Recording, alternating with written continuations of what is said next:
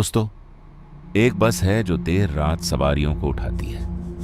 मैंने कभी सोचा नहीं था कि खाली सीट मेरी जिंदगी की सबसे भयानक याद बन जाएगी, क्योंकि जब मैं उस रात शहर से अपने गांव लौट रहा था तो उस वक्त दिसंबर की ठंडी हवा बस अड्डे पर चुभ रही थी। और जब घड़ी में समय देखा तो उस वक्त रात के 10 बज चुके थे, जिससे साफ जाहिर था कि यह आखिरी बस थी। लेकिन जब कंडक्टर ने टिकट काटा तो मुझे एक हैरान कर देने वाली बात कही कि अगर तुम आखिरी स्टॉप तक जाओगे तो सो मत जाना। पर मैंने भी उसकी इस बात को हंसकर टाल दिया। बस भी उस वक्त लगभग खाली ही थी। मेरे पीछे की 2 सीटों पर कुछ मजदूर बैठे हुए थे और आगे वाली सीट पर एक बुजुर्ग और बीच की सीट पर मैं बैठा हुआ था।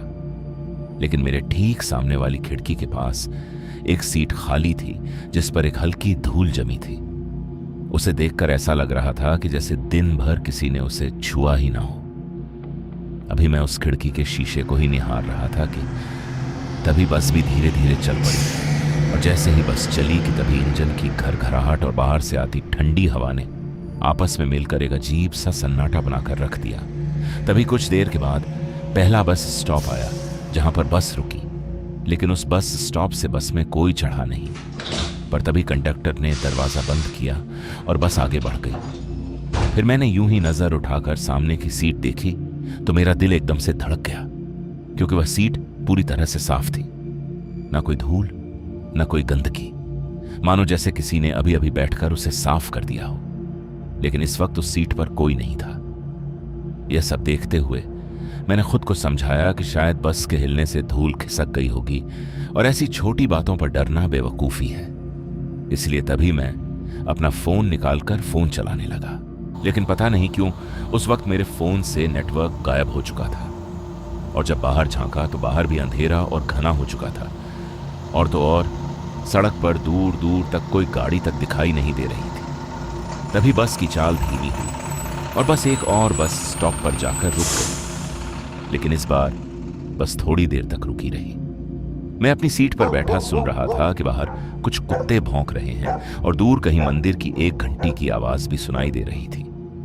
बस का दरवाजा अभी भी खुला हुआ था, लेकिन फिर भी बस में कोई चढ़ा नहीं। और जब कोई नहीं चढ़ा तो बस कंडक्टर ने एक ऊंची आवाज में बोला, अरे कोई है, ये आखिरी बस है। लेकिन कंडक्टर को कोई भी जवाब नहीं मिला। तो ड्राइवर ने बस को स्टार्ट किया और वहां से आगे बढ़ चले। तभी मैंने अपनी सामने वाली सीट पर फिर से देखा तो मेरी सांसें एकदम से अटक गई, क्योंकि मेरी सामने वाली सीट पर कुछ देर पहले जो शख्स बैठा हुआ था अब वो उस सीट पर नहीं था। लेकिन हां, अब उस सीट पर एक धुंधली सी परछाई बैठी हुई थी जिसका चेहरा साफ नहीं दिख रहा था। बस मुझे उसके कंधों का आभास हो रहा था, जैसे कोई उस सीट पर झुका हुआ हो। तभी मैंने अपनी पलकें झपकाई और फिर से देखा तो वो सीट फिर से खाली थी। अब यह देखकर मेरे हाथ एकदम से ठंडे पड़ गए। पर मैं किसी तरह से खुद को समझाने लगा कि शायद नींद और थकान मेरी आंखों से खेल खेल रही है। लेकिन मेरा दिल मेरी बातों को मान ही नहीं रहा था। तभी मैंने एक बार अपनी गर्दन घुमाकर पीछे बैठे मजदूरों की तरफ देखा तो वे सब आपस में धीमे स्वर में बात कर रहे थे। पर उन सबको कुछ भी अजीब नहीं लग रहा था। अभी मेरी नजरें उस सामने वाली खाली पड़ी सीट पर ही थीं कि तभी बस तीसरे स्टॉप पर रुकी। पर जैसे ही बस रुकी कि तभी मुझे महसूस हुआ कि मेरे सामने वाली सीट की स्प्रिंग हल्की सी दब गई है, जैसे कि उस पर कोई बैठा हो। मुझे उस सीट की गद्दी थोड़ी नीचे झुकी हुई दिखी। यह नजारा देखते ही मैं एकदम से जम सा गया। तभी मुझे किसी के कदमों की आहट सुनाई थी। उस आवाज से ऐसा लगा जैसे वह आवाज बस के भीतर गूंजी हो, जबकि बस के भीतर कोई चल ही नहीं रहा था। लेकिन मैंने किसी तरह से हिम्मत करके कंडक्टर को आवाज दी, अरे भैया, बस में कोई चढ़ा है क्या? लेकिन मेरी इस बात से वो कंडक्टर मुझ पर चिल्लाते हुए बोला, अरे नहीं, सिर्फ तुम ही तो देख रहे हो यहां पर, जैसे मैं तो हूं ही नहीं। पर मैंने उसकी बात का बुरा नहीं माना और तभी कांपती उंगली से सामने इशारा किया। और मेरे इशारा करते ही वो कंडक्टर मेरी तरफ आया और उस सीट को देखा और उस सीट के पास जाकर उसे हाथ से दबाया और एकदम से हंसते हुए बोला, अरे ये पुरानी बस है, इस सीट की स्प्रिंग ढीली है, इसलिए ऐसा हो रहा है। लेकिन उस कंडक्टर की हंसी मुझे राहत नहीं दे पाई, क्योंकि जब वह वापस से मुड़ा तो मुझे साफ दिखा कि सीट फिर से दब गई है, मानो जैसे किसी ने उस पर दोबारा से बैठने की जगह बनाई हो। मैं अभी इसी उलझन में था कि इसी बीच बस भी अब शहर की रोशनी से काफी दूर निकल चुकी थी। खिड़की के बाहर सिर्फ काली सड़क और पेड़ों की परछाइयां ही दिखाई पड़ रही थी, जिस वजह से मेरा दिल काफी तेज धड़क रहा था। तभी मैंने तय किया कि अब मैं उस सीट की तरफ नहीं देखूंगा, पर मैं जितना उस सीट से बचता तो उतना ही मेरा मन उसी ओर चला जाता। लेकिन अगले स्टॉप पर बस जैसे ही रुकी कि बस का दरवाजा अपने आप ही आधा खुल गया, जिस पर बस ड्राइवर ने गुस्से में बोला, अरे कंडक्टर, दरवाजा ठीक से तो बंद करो।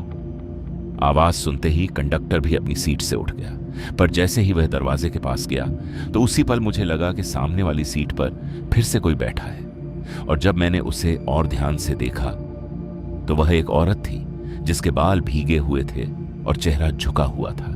साथ ही उसके कपड़े पुराने जमाने के थे, लेकिन उसके बालों से पानी की बूंदें फर्श पर टपक रही थी। उस औरत को देखते ही मैंने झट से अपनी आंखें कसकर बंद कर ली, और जब आंखें खोली तो वह सीट फिर से खाली थी, लेकिन फर्श पर हल्का सा गीलापन मौजूद था।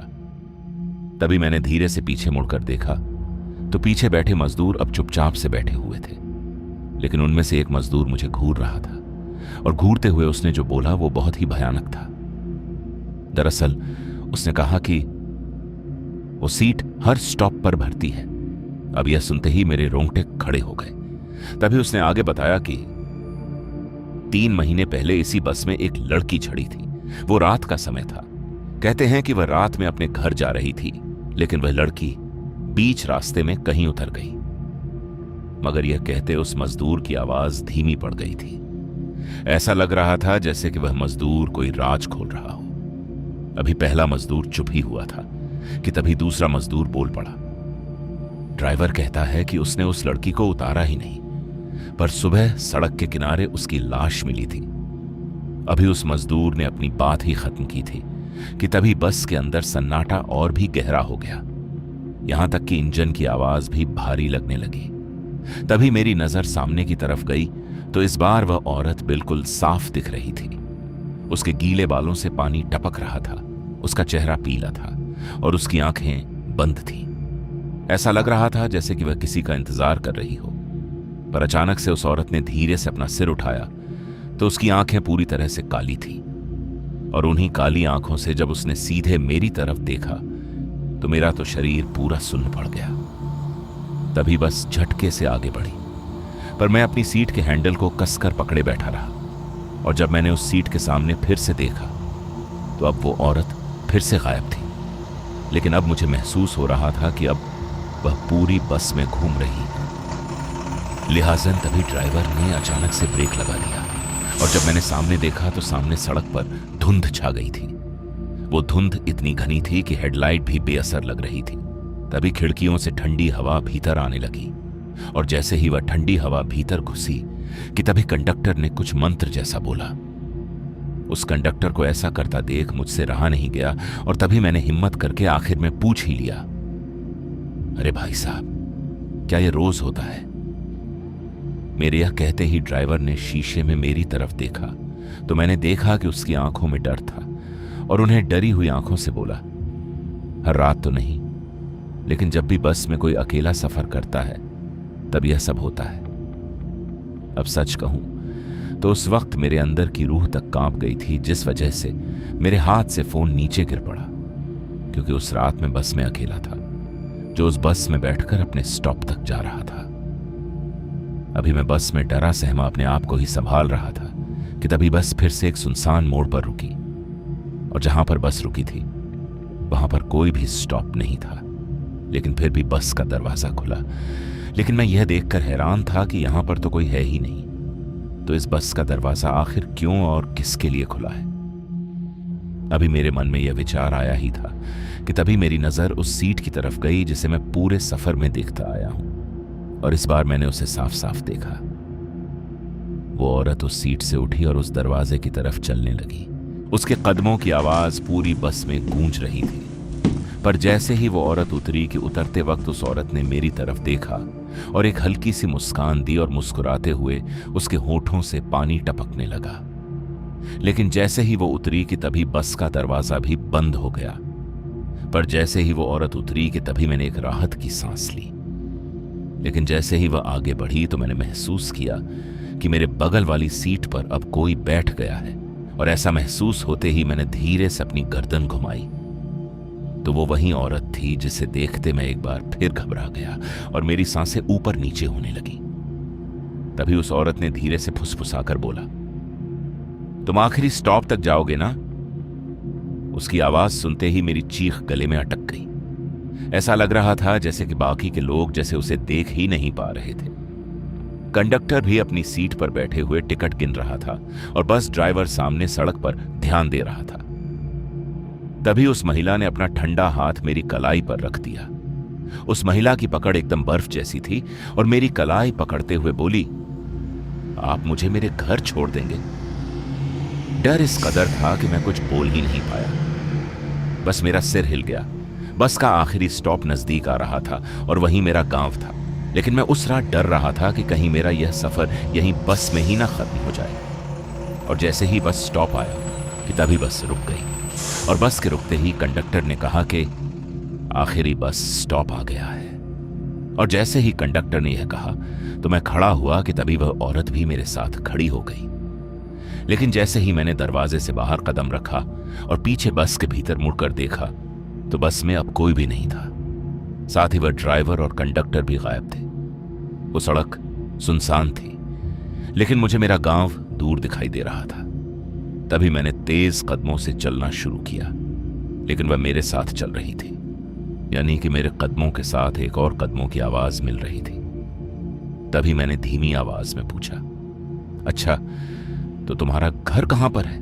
तभी उसने सामने एक पुराने जले हुए मकान की ओर इशारा किया और कहा कि वही है। तभी मुझे याद आया कि 3 महीने पहले उस घर में आग लगी थी और एक लड़की की मौत हुई थी। लोग कहते थे कि वह रात को बस से घर लौट रही थी। लेकिन अब मैं उस मकान के सामने रुक गया। उसने मेरा हाथ कसकर पकड़ा और कहा, आइए अंदर चलिए। और अब उस घर का दरवाजा अपने आप ही खुल गया और जैसे ही दरवाजा खुला तो मैंने देखा कि अंदर अंधेरा था, लेकिन दीवारों पर पानी की बूंदें चमक रही थी। मैंने पीछे हटने की भी कोशिश की, पर उसका हाथ अब लोहे की तरह सख्त हो गया था। उसने मेरी तरफ घूरा और बोला कि हर रात एक सीट भरती है, हर रात कोई साथ में आता है, तभी मैं उस बस से नीचे उतर पाती हूं। तभी मुझे समझ में आया कि वह हर रात किसी एक को अपने साथ ले जाती है। खैर, अब मैंने अपनी पूरी ताकत से अपना हाथ छुड़ाया और वहां से भागा और तभी पीछे से उसकी चीख गूंजी। लेकिन मैं सड़क पर दौड़ता रहा जब तक कि सुबह की हल्की रोशनी दिख ना गई हो। और जब मैंने पीछे मुड़कर देखा तब तक वह मकान गायब हो चुका था और अब वहां पर सिर्फ खाली मैदान था। फिर अगले दिन गांव वालों ने मुझे सड़क के किनारे बेहोश पाया, पर मैं बच गया था, शायद इसलिए कि मैंने उसके घर के अंदर कदम नहीं रखा था। तो दोस्तों, आज की इस कहानी में बस इतना ही, और मैं आपका दोस्त जल्द मिलूंगा एक ऐसी ही और डरावनी कहानी के साथ। धन्यवाद।